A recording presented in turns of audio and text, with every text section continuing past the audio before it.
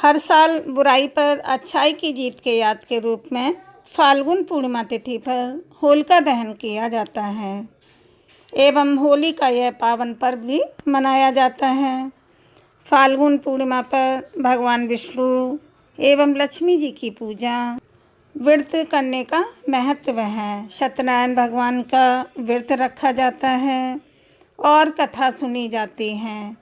इतना ही महत्व इस दिन फाल्गुन पूर्णिमा की पौराणिक कथा का पाठ करने का है और सुनने का भी है। मान्यता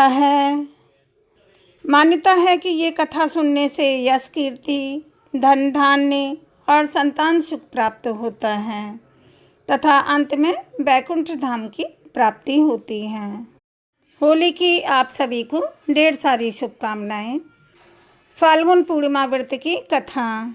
महर्षि कश्यप की पत्नी एवं दक्ष पुत्री दिति के गर्भ से हिरण्याकश्यप और हिरण्याक्ष का जन्म हुआ।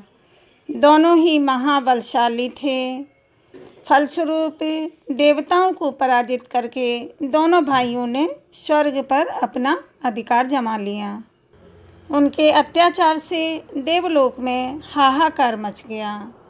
अतः भगवान विष्णु ने वराह अवतार लेकर हिरण्याक्ष का वध कर दिया और अपने भाई की मृत्यु से क्रुद्ध हिरण्याकश्यप भगवान विष्णु को अपना शत्रु मान बैठा और उनसे प्रतिशोध लेने के लिए भगवान ब्रह्मा जी की तपस्या करने लगा। उधर हिरण्याकश्यप की अनुपस्थिति में देवताओं ने दैत्यों पर आक्रमण कर दिया और स्वर्ग पर पुनः अपना अधिकार प्राप्त कर लिया। हिरण्याकश्यप की पत्नी कयाधु उस समय गर्भवती थी, जिसे देवराज इंद्र ने बंदी बना लिया था। देवराज इंद्र कयाधु को लेकर अमरावती जा रहे थे। तभी मार्ग में उन्हें देवर्षि नारद जी मिल गए। नारद जी इंद्र के साथ कयाधु को देखकर बोले, देवराज, आप इन्हें कहाँ लेकर जा रहे हैं? यह सुनकर इंद्र ने कहा, हे देवर्षि, कयाधु गर्भवती है। इसके गर्भ में हिरण्याकश्यप जैसे दुष्ट आत्मा का अंश है, जिसका वध करके मैं इसे छोड़ दूंगा। इस पर देवर्षि नारद जी बोले, इसके गर्भ में तो श्री नारायण का परम भक्त है, अतः इसे छोड़ दो इंद्र। नारद मुनि की यह बात सुनकर देवराज ने कयाधु को छोड़ दिया। देवर्षि नारद हिरण्याकश्यप की पत्नी को अपने आश्रम में ले गए और बोले, बेटी, जब तक हिरण्याकश्यप की तपस्या पूरी नहीं हो जाती, तुम निश्चित होकर यहीं रहो। तब से कयाधु देवर्षि नारद जी के आश्रम में रहने लगी और उनके दिव्य प्रवचनों का रसपान भी करती रही, जिसका गर्भ में पल रहे शिशु पर भी बहुत गहरा प्रभाव पड़ा। जब समय आया तो कयाधु ने एक पुत्र को जन्म दिया, जिसका नाम रखा गया प्रहलाद। इधर हिरण्याकश्यप की तपस्या जब पूरी हो गई तो ब्रह्मा जी ने प्रसन्न होकर उसे मनोवांछित वरदान दिया, जिसके पश्चात वो अपने राज्य वापस लौट आया। कयाधु भी प्रहलाद को लेकर अपने पति के पास चली आई। प्रहलाद जब थोड़े बड़े हुए तो एक श्रेष्ठ गुरु के मार्गदर्शन में उनकी शिक्षा का प्रबंध किया गया। एक दिन जब हिरण्याकश्यप अपने समस्त मंत्रियों के साथ बैठे हुए थे, तभी प्रहलाद अपने गुरु के साथ वहाँ आए और पिता को आदरपूर्वक प्रणाम किया। यह देखकर हिरण्याकश्यप अति प्रसन्न हुआ और बोला, वत्स प्रहलाद, तुमने अब तक की शिक्षा के दौरान कौन सी सबसे अच्छी बात सीखी है, मुझे बताओ। ये सुनकर प्रहलाद ने कहा, पिताश्री, मैंने अब तक जो सबसे अच्छी बात सीखी है वो ये है कि जो आदि, मध्य और अंत से रहित अजन्मा है, इस जगत के पालनहार हैं और दीन दुखियों के स्वामी हैं, उन श्री हरि को मैं बारंबार प्रणाम करता हूँ। ये बात सुनकर हिरण्यकश्यप क्रोध से लाल हो उठा।